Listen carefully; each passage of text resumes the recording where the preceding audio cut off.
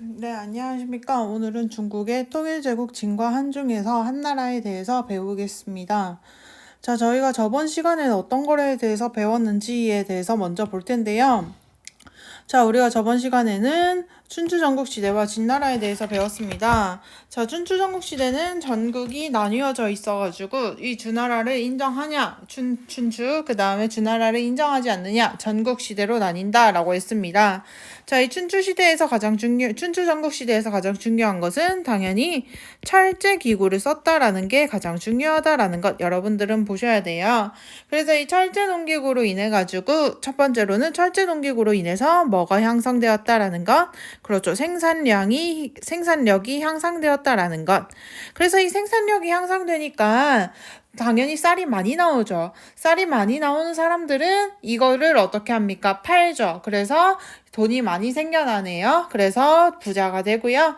철제농기구를 갖지 못한 사람은 가난해지게 됩니다. 가난할 빈자를 쓰게 됩니다. 그래서 빈부 격차가 나타나게 되고, 자, 그 다음에 이 이후로는 뭡니까? 그쵸. 상업과 수공업이 발달한다라는 것 우리 모두 다 기억을 하고 계실 겁니다. 상업과 수공업 발전.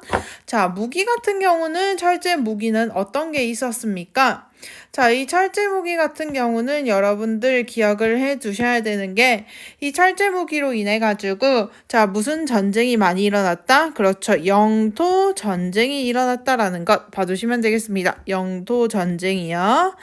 자, 그래서 이 영토를 많이 얻기 위해서 국가들 간에 전쟁들이 많이 일어났다라는 것. 그래서 이렇게 싸움을 잘 하는 사람들을 서로 데리고 왔었어야 됐어요. 그런데 이 싸움 같은 경우는 공부 잘하는 사람, 신분이 높은 사람 상관이 없다라고 했습니다. 그래서 뭐 위주의 사회가 되었다라는 것? 그렇죠. 실력 위주의 사회가 되었다라는 것 봐두시면 되겠고, 자, 첫 번째로 이제 영토 전쟁으로 인해서 싸움 잘하는 사람이 우대가 되었습니다. 자, 이 싸움 잘하는 사람이 가지고 온 영토로 어떻게 했어요? 나라를 세웠대요. 자, 근데 이렇게 나라를 세웠는데 나라를 다스리기 위한 통치 이념이 필요했습니다. 그래서 이때 가지고 온 통치 이념은 무엇이더라라는 것? 그렇죠. 제자 백가라고 했습니다. 그래서 제자 백가 중에서는 제일 대표적으로 유가와 법가, 도가 이러한 것들이 있다라는 것 알아두시면 되겠습니다. 자, 이 제자 백가에서 제일 성공적으로 승리했던 나라가 무엇입니까? 그렇죠. 진나라였습니다. 자, 이 진나라 같은 경우는 제자 백가 중에서도 뭐를 수용했다라는 것? 그렇죠. 법가를 수용하면서 나라가 원래는 제일 변방의 작은 나라였었는데 강력한 통치 제재로 나라를 이렇게 딱 묶으니까 나라를 통일할 수 있었다라는 것, 춘추 전국 시대를 없애고 하나로 통일했다라는 것 알아두시면 되겠습니다. 진나라면 시황제 떠올리셔야 되겠고요. 자, 그 다음에 보시면 진승 뭐의 난, 오광의 난으로 인해 가지고 오광의 난을 계기로 해서 어떻게 되었다라는 것, 멸망을 했다라는 것. 자, 진나라 같은 경우는 진시 황제의 정책 정확하게 알고 계셔야 되겠고요. 자, 이 진시 황제가 죽고 나서 급격하게 약해진 진나라를 한번 보셔야 되겠습니다. 자, 그래서 이 진나라가 멸망하게 된 원인 같은 경우는 강력한 통치체제, 그 다음에 두 번째로는 무리한 토목공사로 인해 가지고 밀란이 일어났고, 그 다음에 이 밀란으로 인해서 통치체제가 약해졌고 나라가 결국에는 멸망했다라는 것까지 봐두시면 되겠습니다. 자, 이 진나라 이후에 나라가 다시 분열이 됩니다. 그런데 여러분들이 보셔야 될 거는 이 나라가 분열된 게 아니라 잠깐 분열이 되어 있었어요. 그래서 이 나라가 잠깐 분열되어 있던 거를 다시 통일한 국가가 있었으니 그게 바로 한나라입니다. 자, 우리 진나라 하면 떠올려야 되는 게, 이 진나라 같은 경우는 여러분들 저번 시간에 제가 설명을 했습니다. 자, 차이나라고 해가지고 중국에 뭐라고 했습니까? 중국이 외국으로부터 불리우는 이름의 계기가 되었다라고 했던 거 기억나시죠? 자, 그러면 여러분들 한 같은 경우는 뭐냐면 한자와 한인 이렇게 얘네들은 스스로 부르는 이름이죠. 각자 차이가 뭔지 아시겠죠? 진나라는 외국 사람들이 부르는 이름이고요.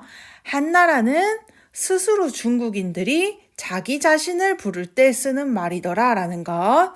그러면 이 한자와 한인은 중국인의 뭐를 뜻하는 겁니까? 그렇죠. 정체성을 뜻하는 겁니다. 그래서 이 중국인의 정체성을 뜻하는 정체성을 가지게 되는 이 한나라에 대해서 오늘은 배울 거고요. 자, 이 한나라가 왜 중국인의 정체성을 가지게 되는지에 대해서 한번 보시면 되겠습니다. 이 사람은 한나라의 고조이고요. 한나라를 세운 사람입니다. 이 사람은 한나라의 무제이고요. 여러분들 알고 있을 거예요. 어떻게 하냐면 고조선을 멸망시킨 나라라고 보시면 되겠습니다. 고조선을 멸망시킨 황제 이렇게 보시면 되겠고요. 자, 이거는 여러분들 비단길. 그래서 중국에서 한나라 중에서 가장 중요한 것들만 보시면 되겠습니다. 영어로 쓰려다가 그냥 한글로만 씁시다잉. 자, 그 다음에 이제 중국의 한나라에 대해서 볼 텐데요. 자, 이 중국의 한나라 같은 경우는 한 고조가 세웠습니다. 자, 한 고조가 세웠는데 정치는 군국제를 실시했어요. 자, 우리 진나라 때는 36개의 뭐로 나라를 다스렸다라고 했습니까? 그렇죠. 군과 현으로 나누어서 군현제를 다스렸다라고 했는데요.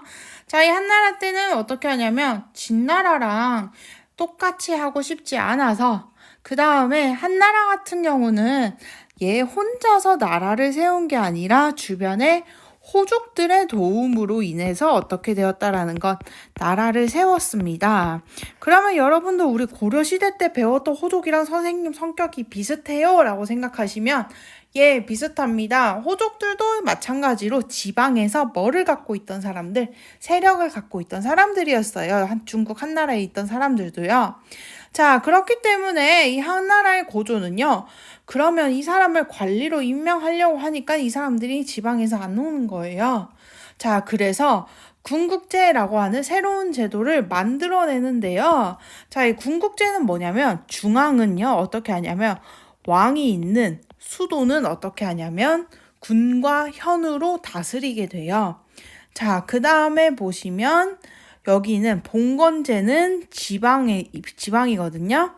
그래서 이 지방은 봉건제로 다스립니다. 무슨 말이냐면요.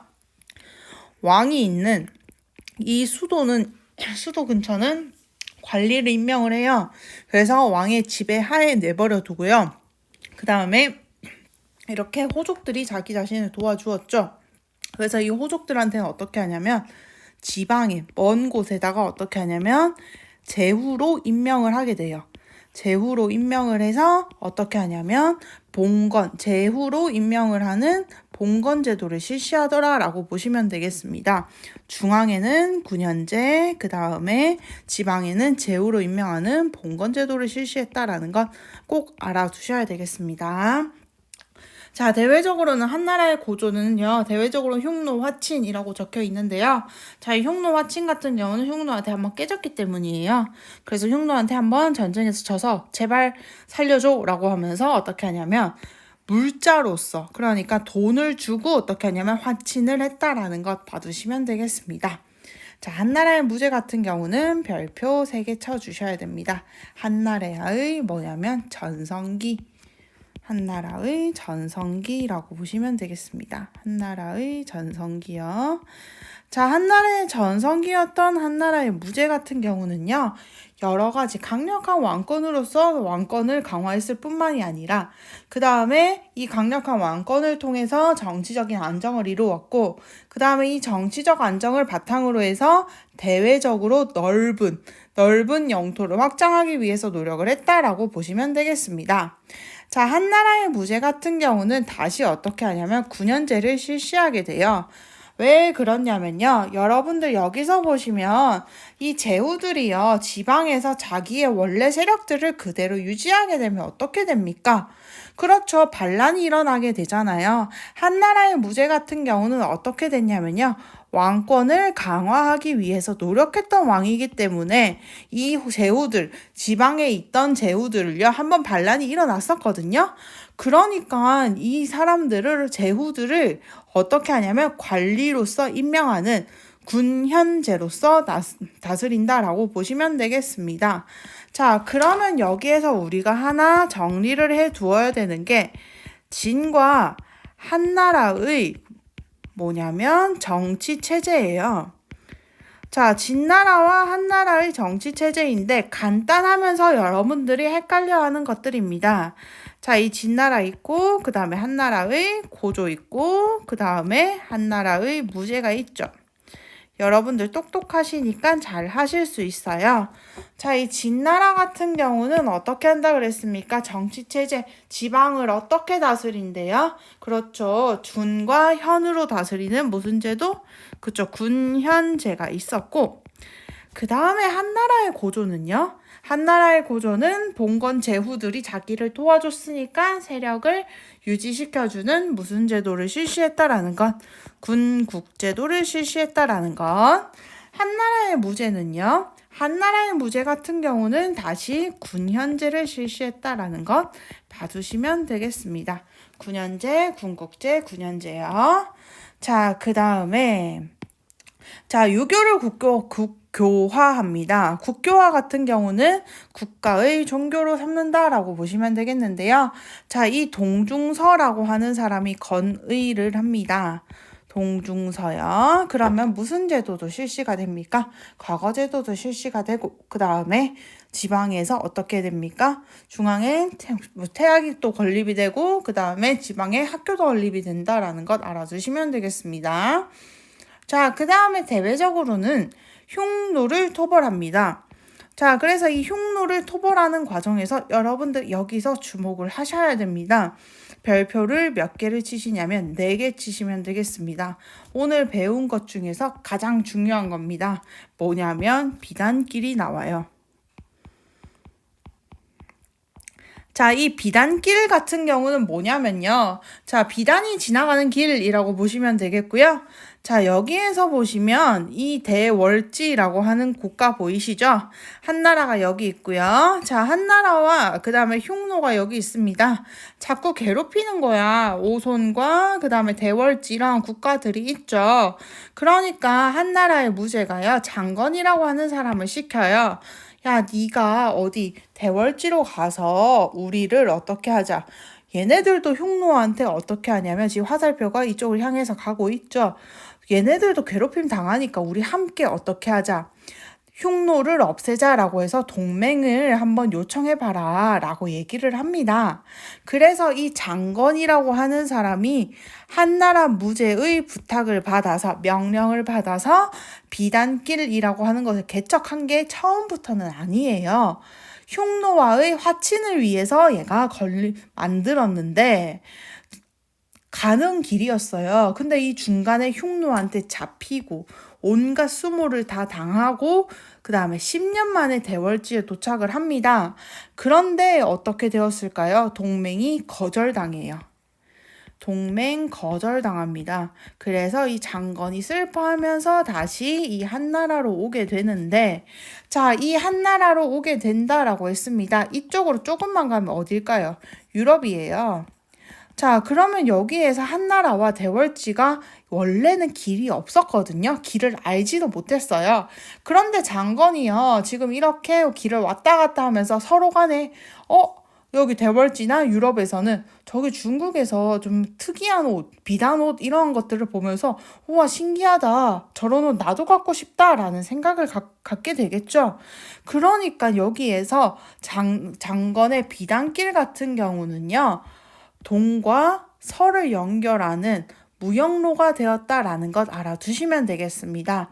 처음에는 뭐를 막기 위해서 그렇죠. 흉노를 막기 위한 흉노를 막기 위해서 여기에서는 동맹을 맺기 위해서 갔는데 그런데 결국에는 동맹은 맺지 못하고 무역로가 건립이 되더라라는 것까지 알아두시면 되겠습니다. 비단길이었고요. 자, 비단길을 만든 사람 같은 경우도 꼭 알아두셔야 됩니다. 이름이 뭐라고요? 바이장건까지 보시면 되겠습니다. 뒤에 교과서 볼 때 한 번 더 볼 거예요. 이거는 정말 중요합니다. 동서교역로로 이용되었다라는 것.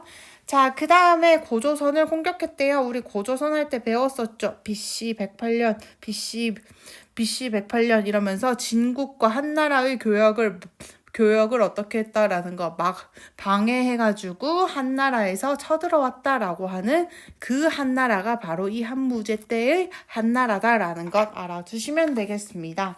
자, 그 다음에 베트남 북부까지 정벌을 하더라라는 것 꼭 기억을 해 두시면 되겠고요. 자, 그러면 여러분들 여기에서 보시게 되면 그러면 흉노도 토벌하고 비단길도 만들려고 한 게 아니라고 했잖아요. 그러면 여러분들 장건을 이렇게 먼 길로 보낼 때 그냥 보냈겠습니까? 배고프라고? 아니겠죠. 막 식량도 보내고 장건한테 막 무사도 붙여주고 그 다음에 여러 가지 뭐 물건들 동맹을 맺기 위해서 뭐 금이라든지 은 이러한 것들도 보냈겠죠. 그런데 여기에서요.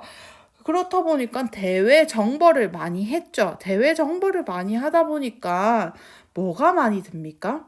돈이 많이 들죠. 이 돈이 많이 들어요. 그래서 돈이 많이 들다 보니까 국가의 재정이 어떻게 되더라라는 것 부족해집니다. 그래서 국가의 재정이 부족해지다 보니까 뭐를 거둬야 됩니까? 세금을 거둬야 되겠죠. 그래서 국가에서 뭐를 하냐면 통제합니다. 경제를요. 자, 그러면 여러분들 생각을 해볼게요. 여러분들이 한나라의 무제예요. 그러면 이제 백성들한테 돈을 조금 거둬야 된대. 당연히 세금을 거두겠죠. 자, 그런데 이 세금을 거두려면요. 백성들한테 뭘로써 거둬야 될까요? 백성들이 꼭 필요하거나 꼭 내야 되는 세금이 있어야 될 거 아니에요. 그래서 백성들이 꼭 내야 되는 세금, 그 다음에 쓴 만큼 내야 되는 세금을 하는데 이 염철전매제라고 하는 것은 뭐냐면 국가에서 소금과 뭐를 전부 다 사는 겁니까? 국가에서 소금과 철을 전부 다 사요. 그래서 뭐를 매긴다라는 것, 세금을 매긴다라고 보시면 되겠습니다. 국가에서 소금과 철을 전부 다 사서 세금을 매긴다라는 것 알아두시면 되겠습니다. 국가에서 소금, 철을 전부 산다라는 것. 철을 전부 다.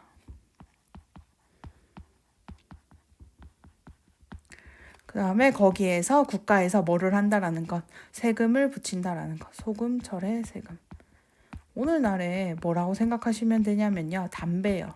담배 같은 경우도 지금 가격이 거의 비슷하잖아요. 세금을 많이 붙이니까. 그래서 이때 통제경제 같은 경우는 사람들이 꼭 필요했던 소금과 철에 세금을 붙였다라고 보시면 되겠습니다. 자, 그러면 우리는 한나라에서 중요한 왕 2명에 대해서 배웠는데 한나라의 고조와 그 다음에 전성기를 맞이했던 무제입니다.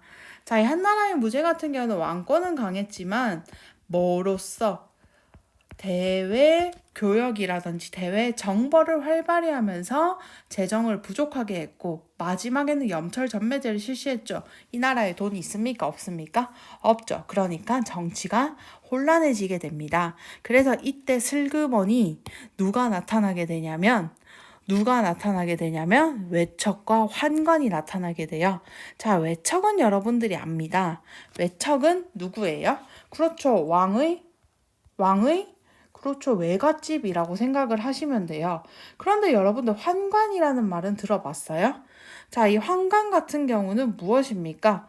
그렇죠. 환관 같은 경우는 그렇죠. 여러분들이 말하는 내시라고 보시면 되고요. 그 다음에 이 내시 중에서도 정확한 뜻 같은 경우는 뭐냐면 황제의 측근에 있는 사람들이에요. 황제의 측근에서 보필하는 사람들입니다.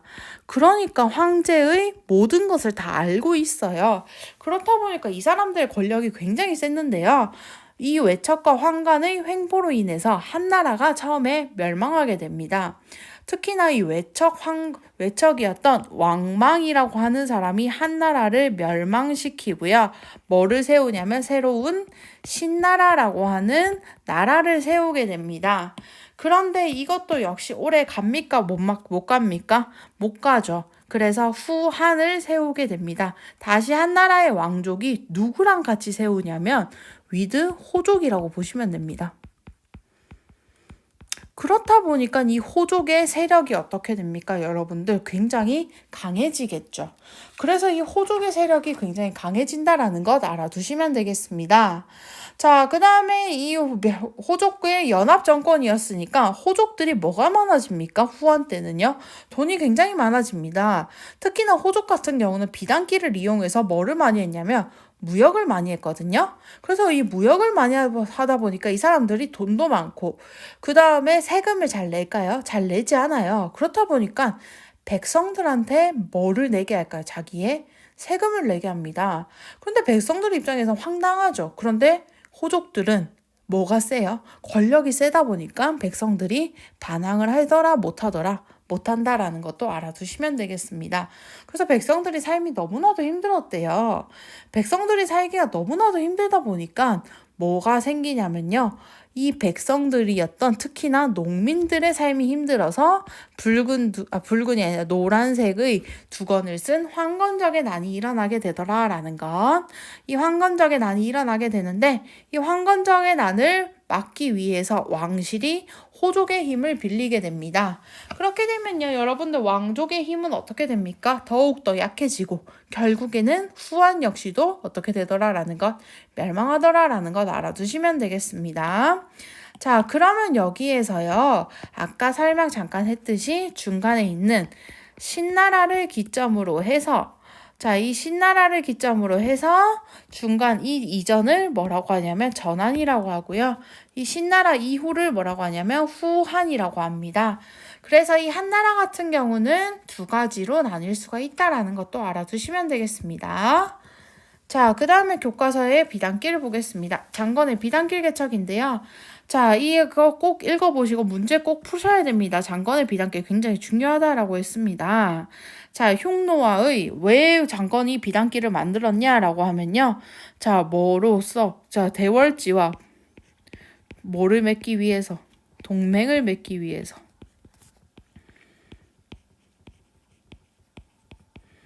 맺기 위해 어디로 갔습니까? 대월지로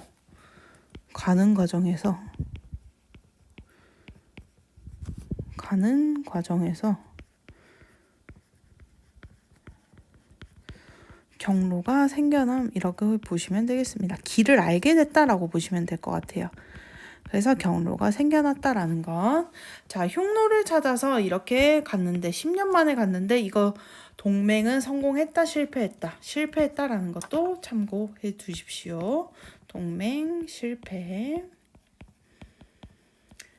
자, 그 다음에 장건 같은 경우는 이렇게 서쪽의 지역 사정이 이렇게 장건을 통해서 알려지면서 한에서 서역으로 연결되는 교역로가 연결되었다라는 것.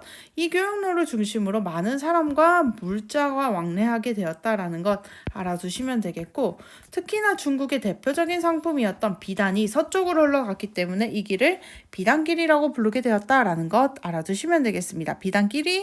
비단을 왔다 갔다 시켰기 때문에 비단길이다라는 것. 자, 비단길을 통해서 교육된 물품인데요. 자, 비단길을 통해서 당연히 첫 번째로 교육된 거는 비단일 거고요. 그 다음에 두 번째로는 중국의 칠기라고 해서 도자기까지 보시면 되겠고, 도자기. 그 다음에 화약 기술도 있을 거고, 세 번째는 별표 하나 치십시오. 제지술. 종이를 제작하는 기술이라고 보시면 되겠습니다. 종이를 제작하는 기술이요. 자, 그러면 여러분들 종이를 제작하는 기술이래. 자, 이 종이를 제작하는 기술이면 여러분들 이 종이에다 뭐 할 수 있어요? 그렇죠. 이 금속 활자라든지 목판 활자를 이용해 이때는 금속 활자가 없겠네요. 자, 글씨를 써가지고 뭐를 만들 수 있어요? 그렇죠. 글씨를 만들어서 책을 만들 수가 있네요. 자, 이 책을 만들어서 뭐를 보급할 수 있습니까? 지식을 보급할 수 있고요. 자, 이 지식 보급을 하면 처음에는 배우는 게 되게 재밌죠. 그러니까 사람들이 어떻게 하냐면 나도 배울래 이렇게 하는 거예요. 책 더 많이 만들어내야 되겠네. 무슨 술 발달? 인쇄술이 발달하더라 라는 것 알아두시면 되겠습니다. 종이 만드는 기술, 제지술이 중국에서 서양으로 넘어갔다라는 것 알아두시면 되겠습니다. 자, 그 다음에 한나라의 문화도 별표 2개 치십시오. 자, 왜 그렇다고 했습니까? 중국인의 뭐가 만들어졌기 때문에, 정체성이 만들어졌기 때문에, 중국인의 정체성. 자, 그래서 한나라의 문화가 있는데요. 자, 첫 번째로는 유학의 발전이 있는데, 자, 유학의 관학화가 있는데, 나라에서 뭐를 만들었다라고 보시면 돼요. 학교를 만들었대요. 자, 중앙에는 태학이라고 하는 학교를 만들었고, 지방에서도 학교를 만들었다라는 것. 자, 훈공학 같은 경우는 뭐 때문에 만들어졌냐면 분서계획류 때문에 만들어졌다라는 것. 분서계획류 기억나시죠? 진나라 때 뭐였습니까? 법과 이해의 사상을 모두 탄압하기 위해서 책을 불태우고 유학자를 파묻는 사건이었죠. 그렇다 보니까 이 유학에 있는 책들이 유학을 받아들이려고 하니까 유학책이 많이 있더라 없더라? 많이 없어요. 그러니까 조금 남아있는 책을 어떻게 해야 돼요? 제대로 해석해야 되죠. 이 제대로 해석하기 위해서 유교 경전에 뭐를 합니까? 옆에다가 경전에다가 이거는 이럴 것이다 라고 하면서 자기의 생각을 덧붙이기도 해요. 그래서 이거를 훈고학이라고 하는데 유교 경전의 의미를 찾는다라고 보시면 되겠습니다. 자, 훈고학 같은 경우는 분서객류로 인해서 책이 부족하다 보니까 유교 경전의 의미를 찾더라라는 건 알아두시면 되겠고요. 자, 역사는 별표 2개 하십시오. 사마천의 사기입니다. 역사서술의 표준이 되었고, 그 다음에 이 역사책 같은 경우는 굉장한 역사적 가치를 갖고 있다라는 것, 동아시아 역사서의 표준이 되었다라는 것, 우리나라 역사서에서도 이 사마천의 사기의 글씨책, 역사책을 쓰는 법을 배웠다라는 것 알아두시면 되겠고요. 자, 불교 역시도 어떻게 되었다라는 것, 인도에서 중국으로 들어왔다라는 것. 자, 발명은 채륜이라고 하는 사람이 제지술을 만들었대요. 자, 제지술은 뭐다? 종이를 제작한다라는 것. 자, 그 다음에 지동의와 혼천의와 같은 것을 먼저 만들었다라는 것도 알아두시면 되겠고요. 자, 한나라 같은 경우도 이렇게 끝이 났고, 한나라 같은 경우는 제일 중요한 게 한고조의 무슨 제도? 그쵸, 군국제도. 그 다음에 한무제의 군현제도. 그 다음에 한무제는 굉장히 중요한 게 많다라고 했습니다. 자, 그 다음에 장건의 특히나 무슨 길? 비단길이 있고요. 자, 이 비단길 왜 만들어졌는지, 그 다음에 한나라의 문화 중에서도 중국인의 정체성, 자기네들을 규정짓는 것을 왜 이렇게 했는지를 알아두시면 되겠습니다. 그러면 선생님이 이번에는 뭐를 올려놓을 거냐면 프린트 저희 나눠준 거 올려놓을 거니까 프린트까지 같이 한번 풀어보시고 다가오는 기말고사 준비하시길 바라겠습니다. 그럼 안녕.